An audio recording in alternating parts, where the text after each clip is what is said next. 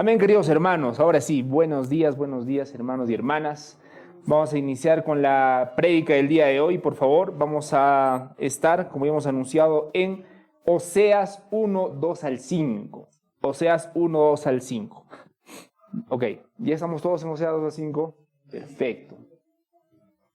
Vamos a empezar orando. Padre Santo, gracias, Señor, por este tiempo. Gracias, Señor, por tu infinita gracia y misericordia. Gracias, Señor, porque a pesar de las luchas y tantas cosas que tenemos, Señor, en nuestra mente, en nuestros corazones, tú, Señor, has permitido que estemos acá, alabándote, escuchando tu palabra. Gracias, Señor. Yo te agradezco por cada persona que ha podido venir el día de hoy y aún te oramos con las personas que no han podido venir, Señor.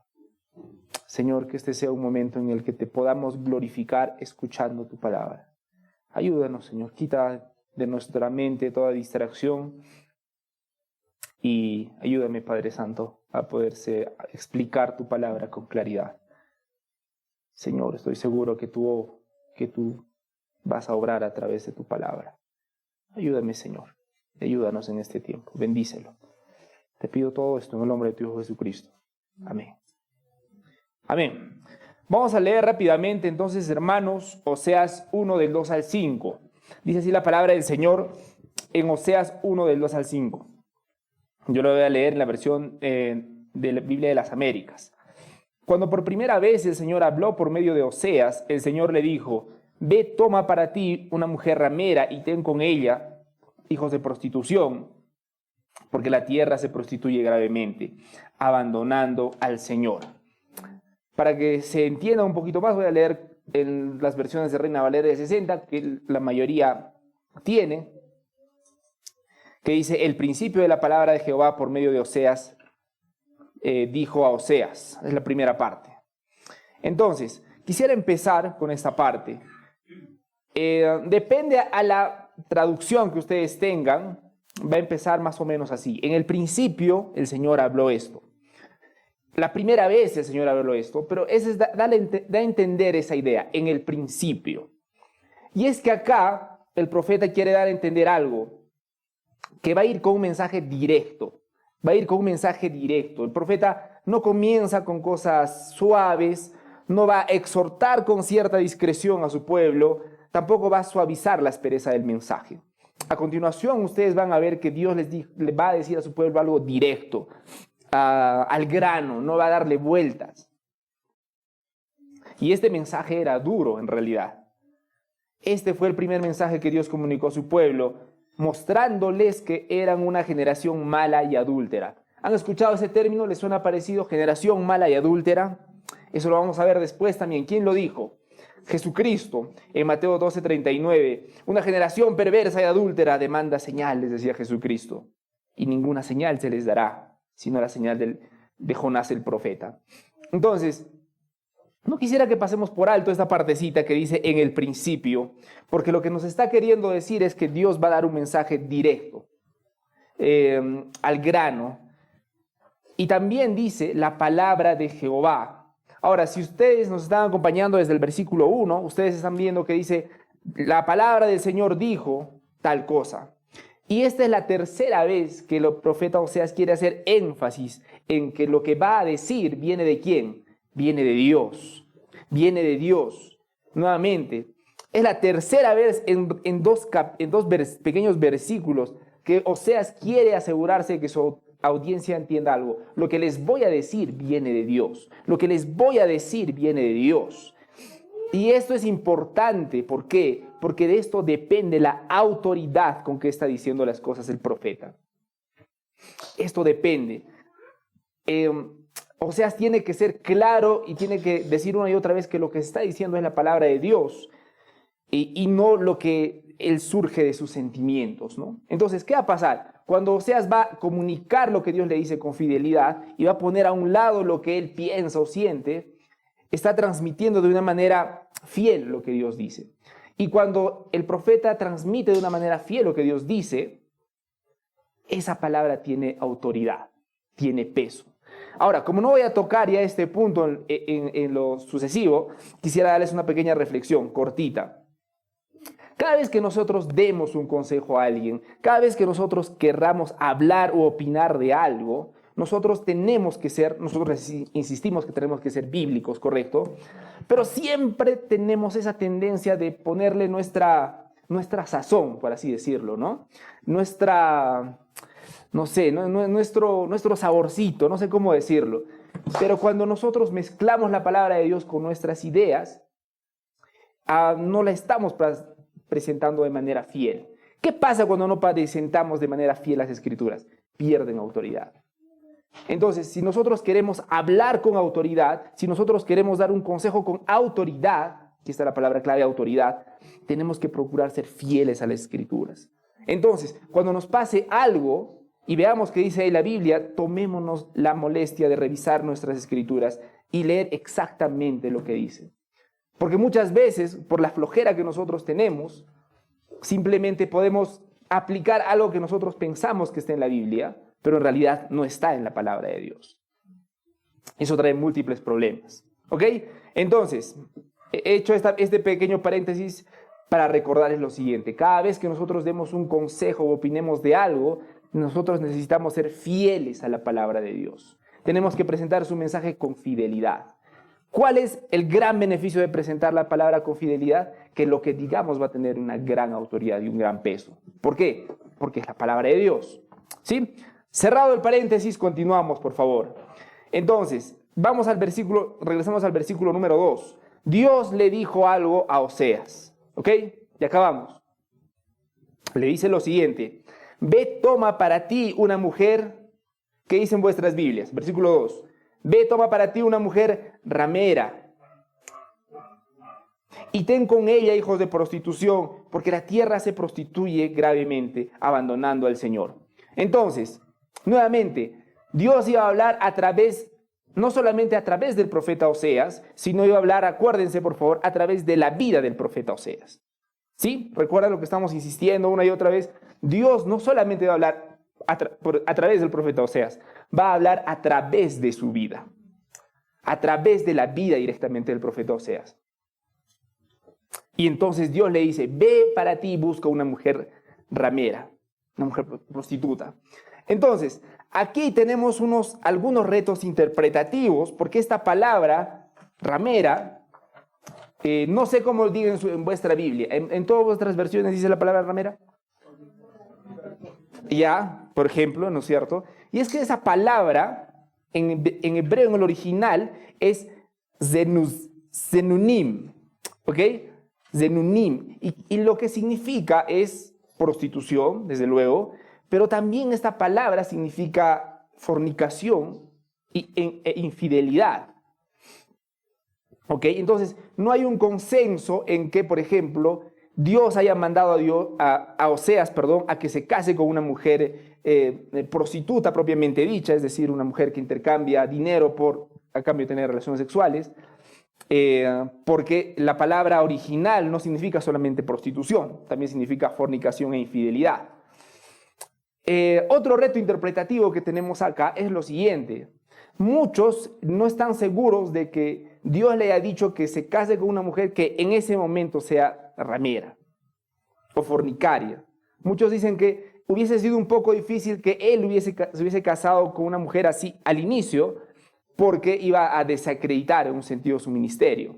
Entonces, algunos dicen que Oseas tenía que estar con una mujer que en ese momento no era fornicaria, pero que estaba plenamente seguro que en el futuro iba a ser fornicaria y que lo iba a traicionar. Tengo que ser claro porque de pronto algunos de ustedes vayan a visitar algunos comentarios bíblicos, algunos estudios de Oseas, y van a encontrar todo tipo de argumentos. Pero lo cierto es que todo esto no quita el énfasis que le quiere dar Oseas. La mujer que tenía que elegir Oseas iba a ser una mujer infiel. Ese es el punto principal. Y no quisiera que nos perdamos ese punto. Iba a ser una mujer lujuriosa y libertina. No sabemos si el momento en el que se casó o si lo iba a hacer más adelante, pero sabemos que Oseas iba a tener que vivir con una mujer así. Ese es el punto principal. Entonces, Dios le dice, ve y toma para ti una mujer fornicaria, una mujer ramera, que básicamente la idea es, te vas a casar, Oseas, ahora busca una mujer infiel para casarte. Complicado, ¿no? Complicado. Esa es la idea. Y no solamente iba a casarse con ella, tienes que tener hijos con ella. ¿Y qué tipo de hijos dice acá la palabra de Dios? Y ten con ella hijos de prostitución, porque la tierra se prostituye gravemente abandonando al Señor. ¿Y por qué esta parte dice esto? Ten con ella hijos de prostitución. Porque Oseas iba a tomar a una mujer fornicaria y la vida de esta mujer iba a ser tan escandalosa y tan libertina que cuando él iba a tener hijos con ella, para la vista de todos iba a existir la inmensa sospecha de que esos hijos, ¿qué? No eran suyos. No eran suyos. Y esa era la carga la que Oseas tenía que vivir.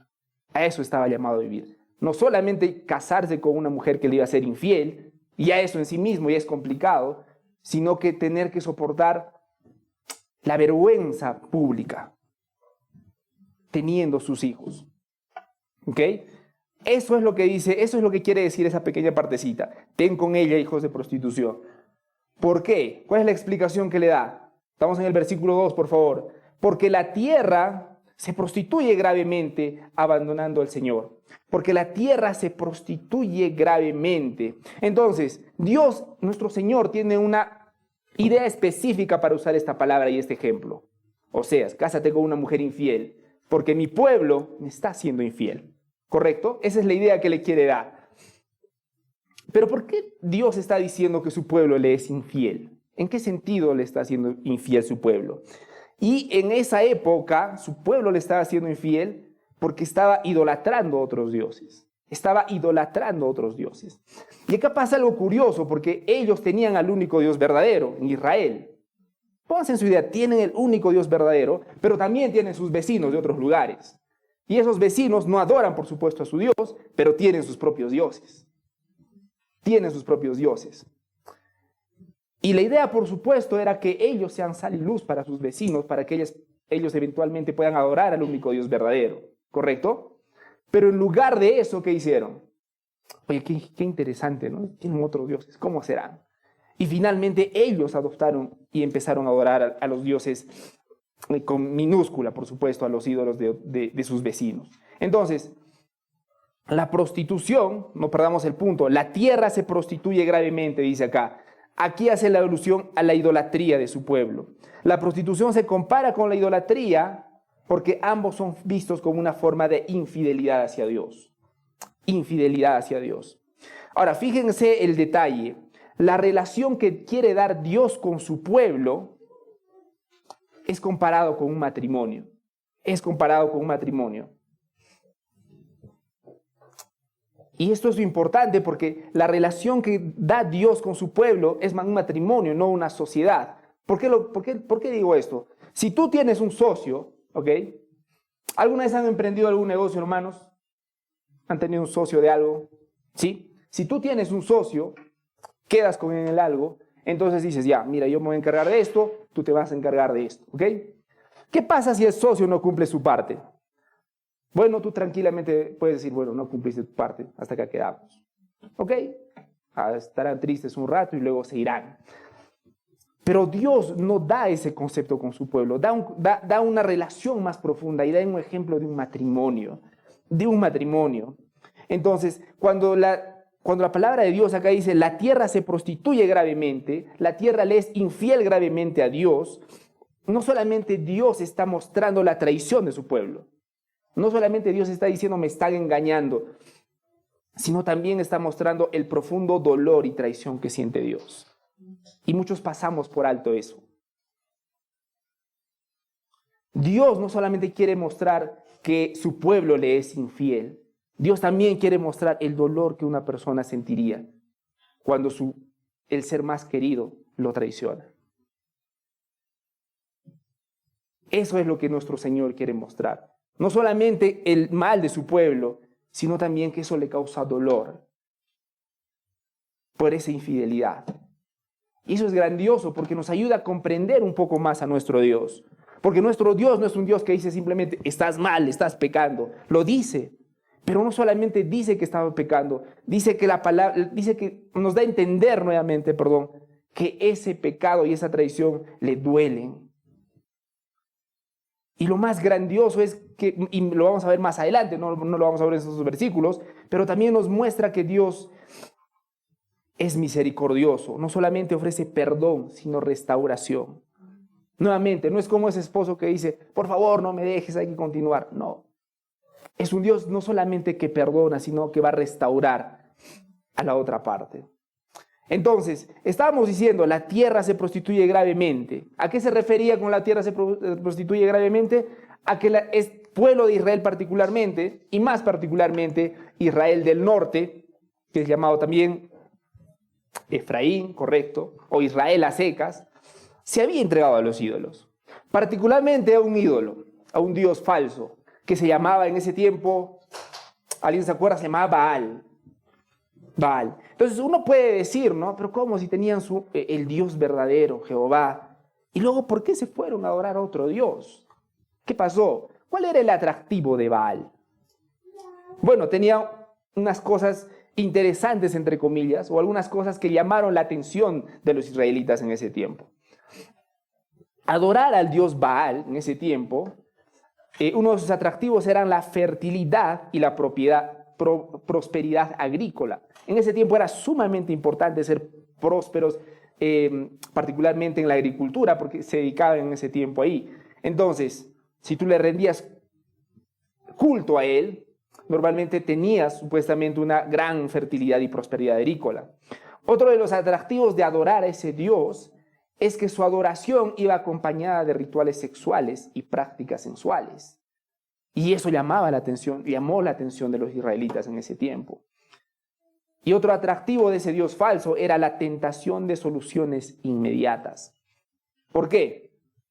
Porque la adoración a Baal prometía resultados rápidos, prometía resultados tangibles al momento. Mientras tanto que adorar a Jehová, muchas veces Él no te respondía en el instante como tú querías. Muchas veces era frustrante para ellos porque no les daban lo que querían en el momento en que ellos querían. Ah, pero el Dios Baal, sí, qué interesante. Entonces, en ese sentido fueron idólatras y empezaron a entregarse a ese falso Dios. Pero lo interesante es que no solamente se entregaron a ese falso Dios, sino que ellos pretendieron que mientras se engañaban, mientras se entregaban a ese falso Dios, bueno, también déjame adorarte, el Señor Jehová. Ellos pretendían darse el lujo de amar, entre comillas, a las dos partes. Y por supuesto que eso nunca iba a funcionar. Seguimos en el versículo 2. Ve para ti y busca una mujer ramera, estábamos diciendo. Ten con ella hijos de prostitución, porque la tierra se prostituye gravemente. Y hemos indicado por qué lo decía. Abandonando al Señor. Esta última parte, abandonando al Señor, en su traducción original es más exactamente ir en pos del Señor. Dejar de ir en pos del Señor. Entonces, aquí nos habla de una falta. Ahora, si la idolatría es infidelidad espiritual, ¿ok? Si la idolatría es infidelidad espiritual, ¿qué será? ¿Cómo luce la fidelidad espiritual entonces? Lo contrario, ¿cómo sería al revés? Nuevamente, hasta ese punto Dios ha dicho que su pueblo le es infiel, ¿correcto? Y está comparando esa infidelidad con la prostitución, ¿ok? Pero poniéndonos a pensar un poquito, ¿qué sería lo contrario? Lo contrario de ser infiel, ¿qué es? Ser fiel, por supuesto. Muy bien, hermanos. Pero ¿cómo se ve esa fidelidad? ¿Cómo luce esa fidelidad en la vida real? Obediencia. Bíblicamente o teológicamente algunos le llaman castidad espiritual, fidelidad espiritual. ¿Y cómo se ve? Es una persona que se deja gobernar por su palabra. Ojo, no solamente dice que una persona que se deja gobernar por Dios, es una persona que se deja gobernar por su palabra. Es una persona que lo obedece de buena gana. No solamente es una obediencia con gozo, de buena gana. Y también significa estar listos y preparados para cualquier obra para que Él nos mande. Eso, en pocas palabras, es una castidad espiritual. Y eso es a lo que estaban llamados el pueblo de Dios. Entonces, eso en resumen es el versículo 2, queridos hermanos. ¿Ven? Continuamos, vamos al versículo 3. Entonces, En resumen, en el versículo número 2, el Señor le manda a casarse, a buscar una mujer infiel y a tener hijos con esa mujer infiel. Y Oseas, desde luego, obedeció, ¿no es cierto? Oseas, vamos al versículo 3, y dice acá, Oseas fue y tomó a ¿quién? A Gomer. Oseas fue y tomó a Gomer, hija de Diblaim, y ella concibió y dio a luz a un hijo. Ok. Nuevamente, tenemos que recordar, en particular con Oseas, Dios va a hablar a través de la vida de Oseas. Insisto, Dios va a hablar a través de la vida de Oseas. Entonces tenemos que ser bien observadores con cada cosa que pasa en la vida de Oseas, porque eso es un mensaje para su pueblo. Entonces, aún el nombre de Oseas y de su esposa y de sus hijos van a significar algo muy importante para el pueblo de Dios, porque los nombres de ellos y las situaciones de ellos van a dar un mensaje específico para el pueblo de Dios.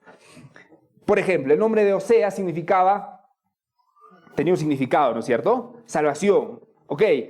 Y no es la excepción con el nombre de su esposa. Oseas fue y tomó a Gomer. Gomer, ¿qué significaba? Porque tiene un significado la palabra Gomer. Gomer en hebreo significa fracaso, consumo, corrupción. Pero acá la Biblia no solamente dice que tomó a Gomer, se toma la molestia de decirnos quién era, hija de quién era Gomer. De acá nos dice que era hija de Diblaim. Cosa interesante, Diblaim también tiene un significado. Y Diblaim significa... el detalle es que esa palabra Diblaim no se puede traducir como una sola palabra, pero este es el sentido. Es una masa de higos. Es cuando tienes higos y llega un punto en que se pudren tanto que no se pueden comer, y se pudren tanto que de cómo eran unos higos hermosos y preciosos, simplemente ahora queda una masa de higos que ya no se puede comer más. Esa masa de higos es un Diblaim. Eso, ¿ok? Entonces tenemos Gomer significa fracaso y Diblaim significa higos reducidos a una masa, si lo podemos decir así. Entonces, ¿qué significaba todo esto? Daba a entender que Israel estaba próximo a su ruina, estaba tan podrido por causa de su lujuria. ¿Y por qué por causa de su lujuria? Porque muchos teólogos dicen que utilizó esta ilustración de los higos, porque los higos representan la dulzura en realidad de la lujuria, pero finalmente que terminen así, en algo podrido. Y no solamente termina en algo podrido, eso iba a terminar en un Gomer, que es fracaso, ruina. Y eso es lo que el profeta estaba intentando decir. Israel estaba próximo a su ruina a causa de su lujuria y su sensualidad. ¿Ok? Seguimos en el versículo 3. Ella concibió y dio a luz a un hijo. Les voy adelantando. Tuvo 3 hijos. Cada hijo, queridos hermanos, tiene un nombre en particular, y cada nombre en particular es un mensaje para su pueblo. Así que tenemos que tener mucha atención cada vez que veamos cada uno de los hijos que va a tener Gomer. ¿Ok? Versículo 3. Ella concibió y dio a luz a un hijo. Vamos al versículo 4. Y el Señor dijo a Oseas: ponle por nombre Jezreel, porque dentro de poco castigaré a la casa de Jehú. Ok, nuevamente, este va a ser el corazón de la prédica, queridos hermanos, el nombre del primer hijo. Así que por favor, prestemos mucha atención, por favor, al nombre del primer hijo. El primer hijo se llama Jezreel. Ok, y no es algo que se le ocurrió a Oseas, como ocurre actualmente. No, qué bonito mi hijo, le voy a poner el nombre, no sé, de sus abuelos, de mi cantante favorito, no sé. No fue idea de Oseas, fue de parte de Dios directamente. El Señor le dijo a Oseas: ponle por nombre Jezreel. Ok, ¿y por qué? ¿Y por qué Jezreel? Acá mismo lo explica: porque dentro de poco castigaré a la casa de Jehú por la sangre derramada en Jezreel, y pondré fin al reino de la casa de Israel. Ok, esto nos produce una pregunta natural. ¿A qué se refiere con la sangre derramada en Jezreel? Bueno, vamos a empezar un poco. Jezreel, ¿qué era Jezreel en ese tiempo? Jezreel era una ciudad y un valle conocidos en el reino del norte. Entonces, para ponernos en contexto, Si una persona te dice, oye, qué bonito tu hijito, ¿cómo se llama? Ah, te presento, mi hijito se llama Tahuantinsuyo. Ok, ¿qué idea viene a tu mente si dice eso? El lugar del imperio de los incas, ¿no es cierto? Al toque, ¿no es cierto? No tienes que sacar tu calculadora, leer el nombre al revés. Es de inmediato. Ok, en ese tiempo, Jezreel, para nosotros, no significa de pronto mucho. ¿Cuántos de ustedes han escuchado antes la palabra Jezreel o ese nombre? Ok, pero para ellos era clarísimo. Era tan clarísimo como si ustedes escucharan la palabra Tahuantinsuyo. ¿Ok? Jezreel para ellos era clarísimo porque hace años en su nación, en Jezreel pasó una masacre brutal. Brutal, brutal, brutal. Que en un momento se los voy a explicar. Pero Jezreel era una ciudad y un valle conocidos en el Reino del Norte. Y aquí hubo una matanza. ¿Y quién hizo esa matanza? Un rey llamado Jehú. ¿Ok? Y no perdamos el punto. Dios dice, ponle por nombre Jezreel, porque dentro de poco, ¿qué va a castigar? Castigaré la casa de Jehú, el rey que había hecho esa masacre en ese tiempo, por la sangre derramada en Jezreel. Entonces, ¿qué había pasado en ese tiempo? Para nosotros de pronto, y ya me han confesado con vuestras miradas que es la primera vez que escuchan la palabra Jezreel, y los perdono, no se preocupen, para ellos era algo clarísimo. Y algo mucho más interesante es que Dios dice, los voy a castigar por la sangre derramada en Jezreel. Bueno, para nosotros será, bueno, habrá una matanza, ¿no? Pero escuchar para ellos en su tiempo era algo chocante, sumamente chocante. Y les voy a explicar por qué. ¿Qué había pasado en ese tiempo?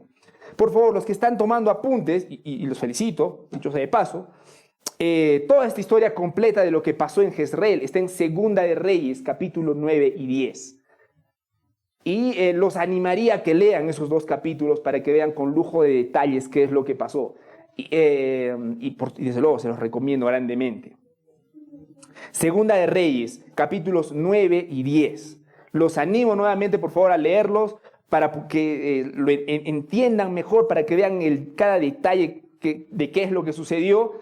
Pero por lo pronto van a tener que conformarse con mi resumen, con mi humilde resumen. ¿Sí? ¿Qué pasó en ese tiempo?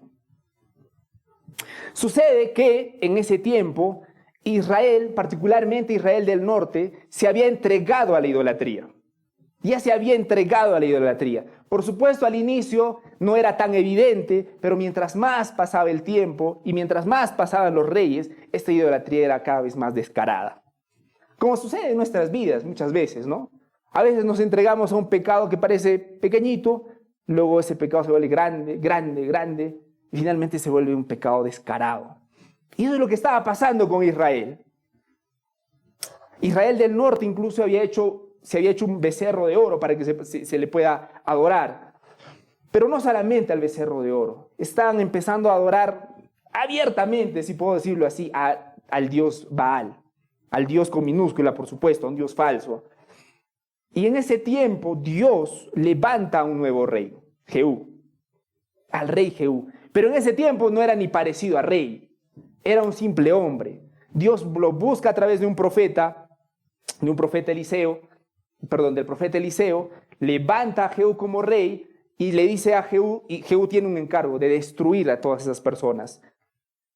Destruir a la dinastía de Acab. La dinastía de Acab era la dinastía de los reyes que estaban en ese tiempo. Entonces Jehú tenía que destruirlos. ¿Ok? Esa era su misión. Destruir la dinastía de Acab, incluida la reina Jezabel, que en ese tiempo la reina Jezabel era una devota impresionante, y no precisamente a Dios, sino a Baal. Pero también la misión de él era eliminar a los 70 hijos de Acab. No solamente su misión era eliminar a los 70 hijos de Acab, a eliminar a todos los seguidores de Baal. Esa era la misión de Jehú. ¿Ok? Entonces, quiero asegurarme, por favor, de que me esté dejando entender. Estamos, ¿verdad? En ese tiempo, bueno, volvemos acá. En el versículo 4 dice, castigaré a la casa de Jehú por la sangre derramada en Jezreel. ¿Qué había pasado? Que Jehú era un rey que se había levantado por orden de Dios, porque Dios lo había levantado, para que haga un golpe de estado a los actuales reyes que estaban en ese momento, porque esos reyes estaban entregados a la idolatría, ¿correcto? Este rey Jehú no solamente tenía que eliminar a esos reyes, sino que tenía que eliminar a todos los seguidores del dios Baal, por si acaso. Pero su misión era no solamente destruir a ellos, sino destruir toda esa idolatría y maldad. Entonces, ¿qué hizo Jehú? Si ustedes leen, se toman la molestia de leer los capítulos 9 y 10, vamos a ver que Jehú lo hace. Los elimina a todos. Y eso fue una masacre. Eso sucedió en Jezreel. Fue una masacre de tal magnitud y tan sangrienta que después todos iban a recordar que eso sucedió en Jezreel. Es por eso que les digo que lo recordaban vivamente en ese tiempo. Ok, una vez que Jehú los destruye, ok, el Señor les dice, y esto está en 2 Reyes 10:30, y viene el conflicto, ¿ah? El Señor le dice a Jehú, ¿por qué has hecho bien al hacerlo recto ante mis ojos y has hecho a la casa de Acab conforme a todo lo que está en mi corazón? Tus hijos hasta la 4ª generación se sentarán en el trono de Israel. Has hecho bien, le dice Dios. Hasta ahí está todo bien. Pero ¿están notando dónde está el problema? ¿Dónde está el conflicto de ellos? ¿Alguien lo nota? ¿Alguien lo ve venir? El problema está acá. Dios le dijo, has hecho bien. Pero en el versículo 4 de Oseas, ahora vemos a Dios diciendo lo siguiente: castigaré a la casa de Jehú por la sangre derramada en Jezreel. Entonces, ¿cómo es? Al inicio el Señor les dijo, están bien, muy bien. Lo han hecho conforme a mi corazón. Pero ahora Dios dice, castigaré a la casa de Jehú. Y eso aparentemente era una gran contradicción. Pero déjenme explicarles por qué no era una contradicción. Porque a pesar de que Jehú había hecho lo que Dios le había mandado, eliminar a todas esas personas, finalmente Jehú permitió que siga habiendo el culto al becerro de oro. Entonces, aunque había eliminado a los que hacían la maldad, no eliminó la idolatría de ahí. Y ese pequeño detalle de Jehú mostró demasiado. Porque aunque Jehú pareció arder con un celo por Dios, pronto probó que no había nada sincero en su corazón. Porque finalmente Jehú adoptó las supersticiones que anteriormente prevalecían en el reino de Israel.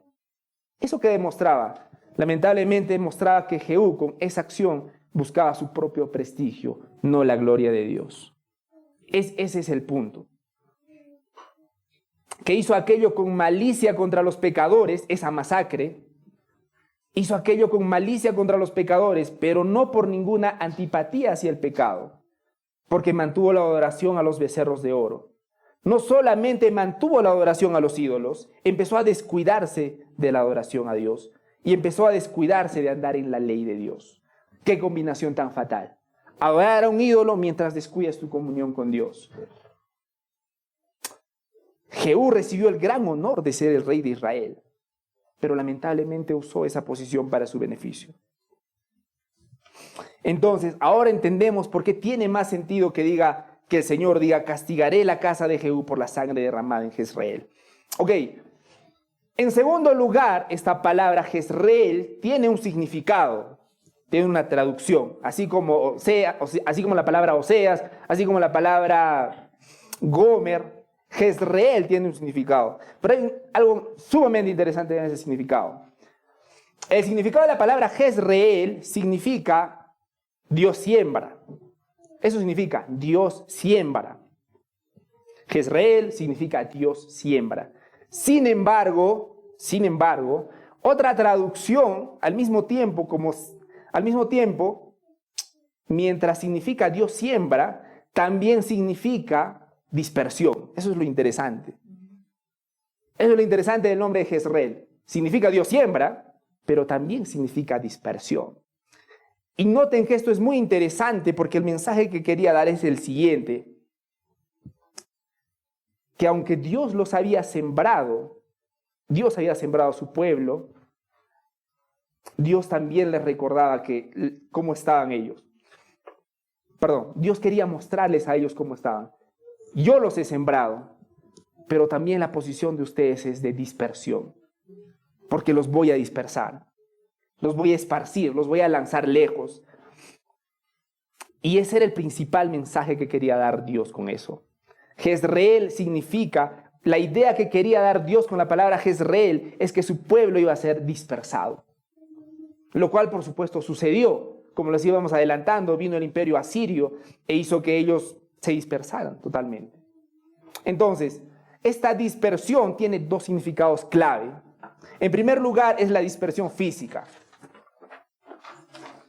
La dispersión física es cuando el pueblo de Dios, por causa del imperio asirio, físicamente se fue, se dispersó por todas partes. Pero también hay otra cosa interesante que es la dispersión espiritual.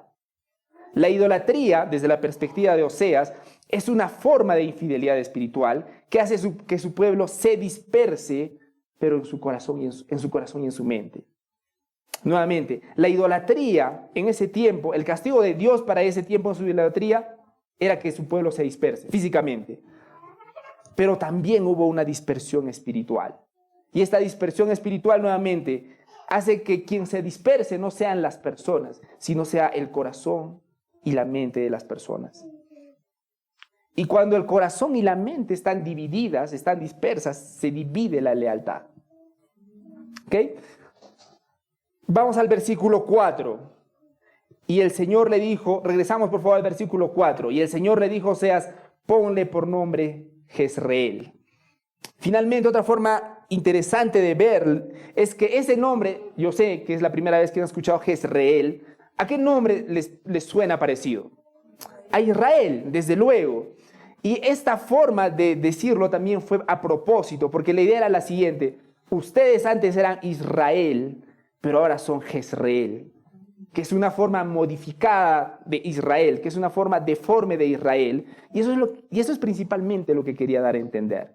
Ustedes ya no son más israelitas, son jezreelitas. Lo que Dios quería decir es que habían modificado y deformado quienes iban a ser al inicio. Vamos al versículo número 5. Okay. Dice, en aquel día quebraré el arco de Israel en el valle de Jezreel. Esta palabrita, quebraré el arco, ¿qué significaba quebraré el arco? En ese tiempo, quebraré el arco implicaba un poder que se arruina y se hunde. Normalmente la Biblia usa esta parte, quebrar el arco, cuando Dios está defendiendo a su pueblo. Entonces, si venía alguien que estaba atacando a ese pueblo, el pueblo tenía esa seguridad en su Dios y decía, nuestro Señor va a quebrar su arco. Nuestro Señor va. Venía otro problema de ahí, nuestro Señor va a quebrar su arco. Eso lo podemos ver, por ejemplo, en el Salmo 46:9, hablando de Dios, que hace cesar las guerras hasta los fines de la tierra, que quiebre el arco corta la lanza. Ese era el significado para ellos de quebrar el arco. Sin embargo, en el versículo 5, Israel recibe un mensaje doloroso. En aquel día quebraré el arco, pero ¿el arco de quién? De Israel, en el valle de Jezreel. Esa misma idea que para ellos era una idea gozosa, una idea de resguardo, ahora Dios decía, ahora voy a quebrar el arco de ustedes, ahora voy a estar en su contra. Y muchos dicen que probablemente Jezreel era un lugar incluso donde guardaban sus armamentos. Entonces, y sus provisiones. Entonces, cada vez que faltaba algo o que había una guerra, todos iban a Jezreel y sacaban sus municiones sobre lo que les faltaba. Y en ese tiempo, por eso Jezreel era, digamos, su lugar seguro. Pero Dios está haciendo algo interesante. Yo voy a exterminarlos ustedes en su lugar seguro. Porque finalmente ellos confiaron en su ejército, en su paz, en sus municiones, y su corazón ya estaba muy lejos. Entonces, hermanos, hasta el momento, todo lo que tenemos en este libro, hasta lo que hemos leído, hasta el versículo número 5, son malas noticias. Son malas noticias. Dios le está diciendo en su pueblo, se han prostituido, me están siendo infieles, y los voy a dispersar. Los voy a dispersar. Mi arco que antes estaba a favor de ustedes, mi mano que antes los defendía a ustedes de esos males, ahora va a estar en contra de ustedes. Ahora todo son malas noticias, hermanos. Y eso nos recuerda a cómo nosotros articulamos el Evangelio. Porque la palabra de Dios dice, ¿qué es el Evangelio? Nosotros estamos llamados a predicar el Evangelio. El Evangelio dice que el Señor Jesucristo murió por nuestros pecados, ¿correcto? Resucitó al tercer día. Pero para entender mejor el Evangelio, nosotros necesitamos entender las malas noticias. Y las malas noticias es que no hay quien busque a Dios, como lo podemos ver en Romanos 3, 10 al 18. No hay justo ni aun uno, no hay quien entienda, no hay quien busque a Dios, dice la palabra de Dios. ¿Y cuál es el problema con que nadie busque a Dios? Eso lo podemos ver, la respuesta la podemos ver en el Salmo 7:11. Que Dios es un Dios justo. Dios es juez justo y Dios está airado contra el impío todos los días. Pongámonos a pensar en la magnitud de lo que dice la palabra de Dios acá. Dios está airado contra el impío todos los días. Entonces, Oseas comenzó con malas noticias, con que todos nos habíamos alejado, con que todo el pueblo se alejó de Dios. Y el Evangelio también debería empezar con malas noticias. Recordarnos a cada uno de nosotros que nuestro corazón está lejos de Dios, que no hay ninguno de nosotros que busque a Dios.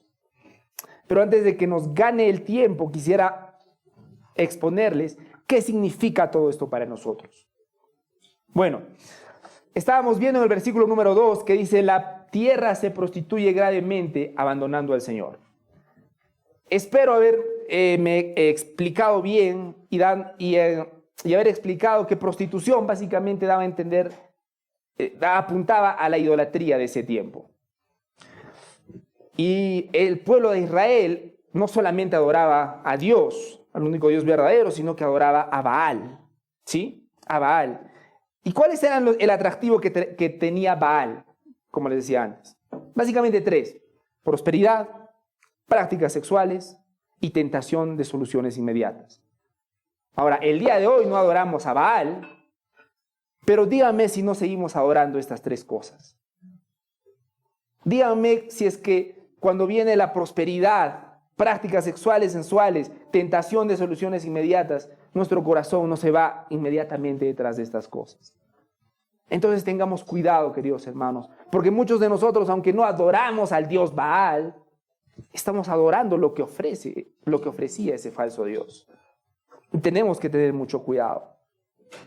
Pero también quisiera que reflexionamos sobre el rey Jehú. Porque el Señor dice, castigaré la casa de Jehú. Y nosotros vimos que Jehú hizo algo muy importante. Obedeció a Dios. ¿Recuerdan la historia de Jehú, hermanos? Miren ustedes, obedeció a Dios, pero no lo hizo por Dios. Cosa interesante. Ejecutó lo que Dios quería, pero no lo hizo por Dios. No lo hizo para Dios. Y es exactamente lo mismo lo que sucede con muchos de nosotros, hermanos. Hacemos lo que Dios quiere, supuestamente, pero no lo hacemos precisamente para Dios y por Dios. Lo hacemos porque nos conviene. Lo hacemos porque nos conviene. ¿Quieren que les ponga un ejemplo? Dejar el alcohol.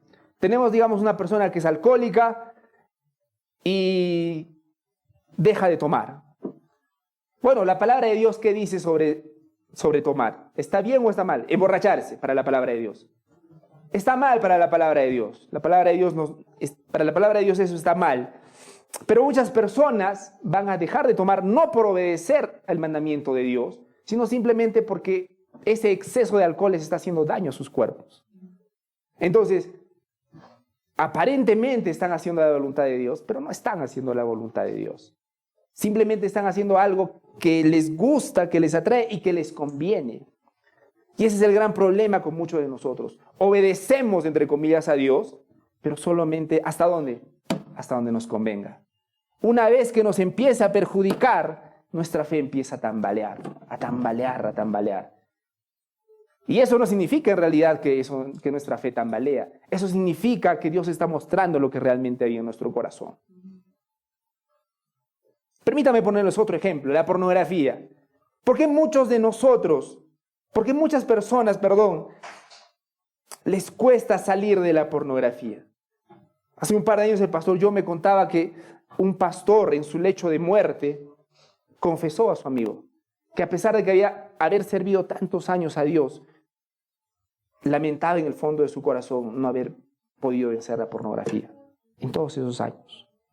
Y es doloroso. Y es doloroso saber eso. ¿Pero por qué? Porque muchas veces lidiamos con este pecado y con cualquier pecado en realidad, hermanos, simplemente porque nos incomoda y no por obedecer a Dios. Nuevamente, muchas veces queremos abandonar a un pecado porque ese pecado nos está afectando, no por obedecer a Dios.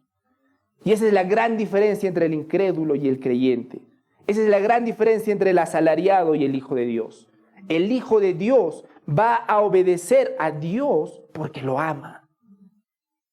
Voy a dejar la pornografía porque, Señor, tú dices que no te gusta. Porque, Señor, tú dices que tú quieres que ande en pureza. Porque muchos de nosotros luchamos solamente hasta donde nos es incómodo. Ya empiezo a estar cómodo, regreso al mismo pecado. Y muchos de nosotros decimos, ay, es que soy débil. No es que eres débil, es que muy probablemente no estás haciendo las cosas para Dios. Estamos llamados a hacer las cosas para Dios, hermanos. Reflexionemos lo que ha hecho Jehú. Porque Jehú al inicio parecía que había hecho todo espectacular. Pero finalmente Dios no lo pasó por alto. No lo pasó por alto. Él dijo, lo castigaré. Y por supuesto eso aplica para nosotros también. Hemos mejorado en muchos aspectos de nuestra vida. Gloria a Dios, hermanos. Y por la gracia de Dios yo conozco a muchos de ustedes y estoy viendo cómo están avanzando. Pero yo no puedo ver sus corazones. Yo no puedo saber si eso lo están haciendo por un beneficio propio, por crecimiento personal, o si lo están haciendo por Dios. Y eso es algo que deberían evaluar ustedes. Yo no puedo ver vuestros corazones. Pero Dios sí. ¿Y qué importa que yo pueda ver o no pueda ver sus corazones? Tu Creador lo ve. Tu Señor y Salvador lo ve.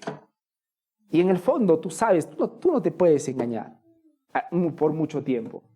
Tú sabes si estás haciendo lo que estás haciendo, si es para Dios o solamente para tus conveniencias. Entonces, quiero quedarme un poquito acá para poder reflexionar por qué hacemos lo que hacemos y por qué dejamos de hacer lo que dejamos de hacer.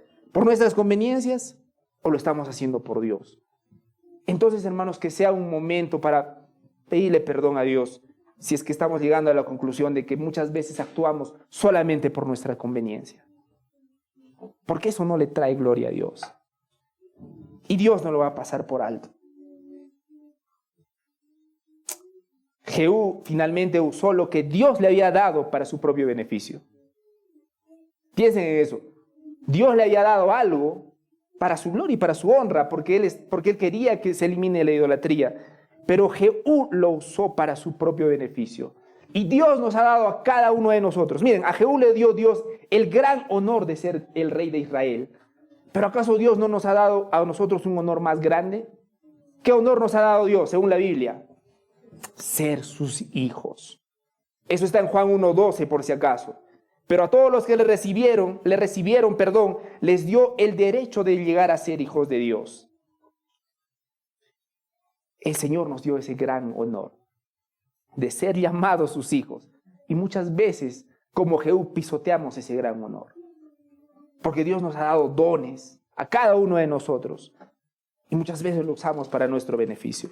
Nada más ni nada menos.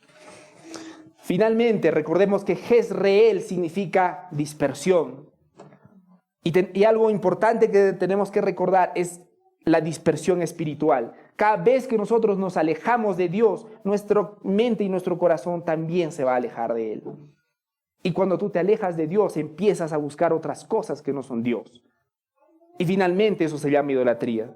E idolatría es lo que Dios está denunciando. Infidelidad. Infidelidad. El adulterio es infidelidad. Pero noten lo siguiente. Estas personas finalmente tienen un corazón dividido. Cuando tú te empiezas a alejar de Dios y empiezas a ver otras cosas más grandes que Dios, empiezas a tener un corazón dividido. Por favor, anoten esto porque antes de que nos gane nuevamente el tiempo. Santiago 1:7-8. Dice algo muy importante en Santiago 1:7-8. Dice lo siguiente: no piense pues ese hombre que recibirá cosa alguna del Señor, siendo hombre de doble ánimo. Siendo hombre de doble ánimo, inestable en todos sus caminos. Pablo usa esa palabra muy interesante, hombre de doble ánimo. Hombre de doble ánimo. Esta palabrita, hombre de doble ánimo, en su idioma original es dipsujos, y que significaba una mente doble, un alma dividida. Y Santiago, cuando dice un hombre de doble ánimo, está hablando de un hombre hipócrita. Jesús usó bastante la palabra hipócrita. Ustedes lo van a ver en el Nuevo Testamento. Usa bastante la palabra hipócrita. Pero Santiago, en lugar de usar la palabra hipócrita, usa la palabra dipsujos, de doble ánimo. Y es que el hombre de doble ánimo, hermanos, es un hombre de doble cara. Miren lo interesante con el hombre de doble ánimo. Quiere lo mejor de Dios, pero quiere también lo mejor del mundo. Quiere lo mejor del Señor y su Salvador, pero también quiere lo mejor de lo que ofrece este mundo. Y así es el hombre de doble ánimo. Pero lamentablemente esas personas que tienen ese corazón dividido van a tener una vida inestable, inconstante, fatigado, porque es una persona dividida. Su corazón, el corazón de esta persona está dividido. ¿Está tu corazón dividido? ¿Estás amando al Señor en verdad? Pero al mismo tiempo también quieres lo mejor de lo que ofrece este mundo, sus placeres. Estás amando a Dios, te estás gozando los días domingos o cada vez que lees la Biblia, pero una vez que sales de la iglesia y de tu casa, te deleitan las cosas del mundo. Así como los israelitas, te antojas de los dioses ajenos. Cuando escuchas a tus compañeros de trabajo, a tus amigos, déjame usar la palabra, ¿te antojas esa vida a veces? Tenemos un corazón dividido muchas veces, hermanos. Y eso no es correcto delante de los ojos de Dios. Y eso explica por qué muchos de nosotros somos inestables, inconstantes, cansados, porque tenemos ese corazón dividido. Pero finalmente el mensaje que ha querido dar Dios, hasta los versículos que hemos hecho hoy día, 2 al 5, es un mensaje de que no estamos bien. Pero no quiero dejarlos solamente con ese amargo sabor de boca, hermanos. El gran mensaje de todo el libro, en realidad, es el perdón que da Dios a sus hijos, a su pueblo. Yo no quiero dejarlos con el mensaje de que hemos pecado. Hemos pecado. Y Dios lo llama infidelidad y no lo pasa por alto. Pero en las prédicas posteriores van a ver el mensaje más grande, que Dios perdona y restaura. A pesar de que nosotros les hemos infiel, a pesar de que muchas veces tenemos ese corazón dividido, vamos a ver más adelante que nuestro Señor perdona y restaura. Entonces, hermanos, dos cosas para terminar. Que sea un momento para reflexionar. Para reflexionar, hermanos, si es que estamos teniendo un corazón dividido. Porque la Biblia lo dice, nadie puede tener dos dioses. Amarás a uno y menospreciarás al otro. Pero reflexionemos cómo estamos viviendo, hermanos. Pero para que esta prédica no termine simplemente en sentirnos mal, porque esta vida no se trata de nosotros, esta vida no se trata de Teresa o simplemente de Elías o de cada uno de nosotros, esta vida se trata de Dios. Recordemos que todas estas nuestras decisiones terminan en Dios, hermanos. Y yo ruego a Dios porque al terminar todas estas prédicas, veamos cuán grande e inmenso es el amor de nuestro Dios. Que ser conscientes del amor de Dios haga que nos arrepintamos de nuestro corazón dividido. Y veamos la estupidez de antojarnos de lo que se antoja y lo que ama el mundo. Amén. Vamos a orar. Padre Santo, gracias, Señor, por este tiempo que nos has dado. Gracias, Señor, por este tiempo que nos has dado para escuchar tu palabra, Señor. Padre Santo, perdónanos. Perdónanos, Señor, porque muchas veces tenemos un corazón dividido. Y perdónanos, Señor, porque muchas veces hacemos las cosas no porque te obedecemos, aunque aparentemente parezca que te obedecemos, sino simplemente porque nos conviene y nos beneficia. Señor, ayúdanos a cada uno de nosotros a seguirte, incluso cuando seguirte signifique ser perjudicados. Porque como dice tu palabra, si vivimos para ti vivimos, pero si morimos, del Señor somos. Que vivir es Cristo y morir es ganancia. Señor, eso lo dijo Pablo, pero que sea una realidad en nuestras vidas, Señor. Ayúdanos, Padre Santo, de no solamente amarte los domingos y el resto de la semana, amar a las cosas de este mundo. Ayúdanos, Señor, a amarte y a seguir. Te pedimos, Señor, todo esto en el nombre de tu Hijo Jesucristo. Amén. Amén.